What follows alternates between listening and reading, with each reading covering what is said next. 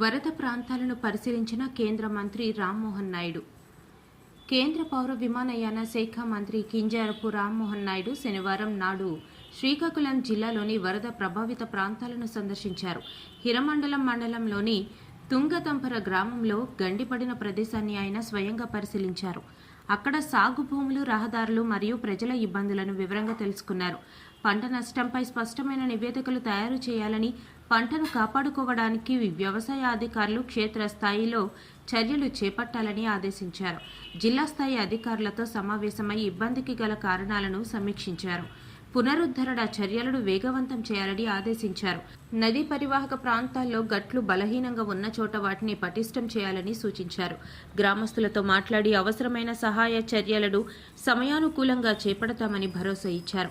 కేంద్ర రాష్ట్ర ప్రభుత్వాలు ఎల్లప్పుడూ ప్రజాసేవకై నిమగ్నమై ఉన్నాయని, విపత్తుల సమయంలో అవసరమైన సహాయక చర్యలను యుద్ధ ప్రాతిపదికన అందజేస్తామని మంత్రి తెలిపారు. ఈ పరిశీలనలో కేంద్ర మంత్రి రామ్మోహన్ నాయుడుతో పాటు జిల్లా collector Swapnil Dinakar Pundkar, SP Maheshwar Reddy, joint collector Farman Ahmed Khan, మాజీ ఎమ్మెల్యే కలమట వెంకటరమణ, టీడీపీ నాయకులు మామిడి సాయి గణేష్, అరవల రవీంద్ర తదితరులు పాల్గొన్నారు.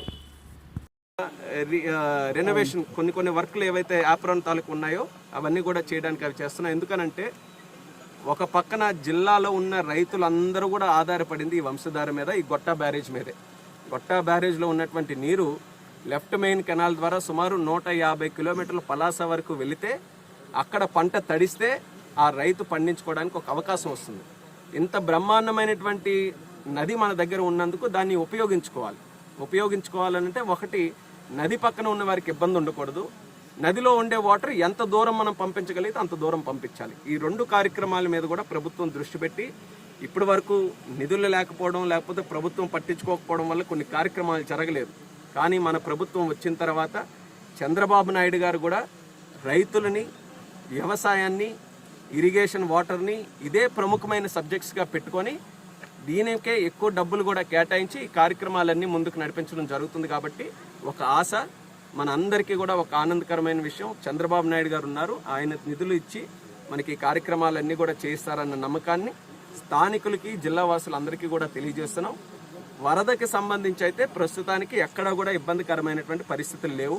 అంతా కూడా కంట్రోల్లో ఉంది. అధికారులు కూడా చాలా చక్కగా పనిచేస్తున్నారు.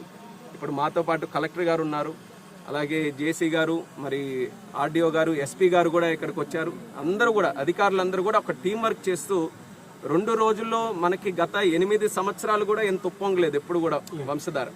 అంత భారీ వరద వచ్చినా సరే ఎక్కడ ఇబ్బంది లేకుండా అందరికీ కూడా కలిసికట్టుగా ప్రజలతో మమేకమై అధికార యంత్రాంగం, ప్రజాప్రతినిధులు అందరూ కూడా కార్యక్రమాలు చేశారు. మరి అదే రకంగా భవిష్యత్తులో చేసే కార్యక్రమాలు కూడా అందరూ సపోర్టుగా ఉండి, మనం ముఖ్యంగా రైతులకు ఇబ్బంది ఉండకూడదు, నది పక్కన ఉండే గ్రామాలు ఇబ్బంది పడకూడదు, ఆ ఉద్దేశంతో మిగతా కార్యక్రమాలు కూడా చేస్తాం.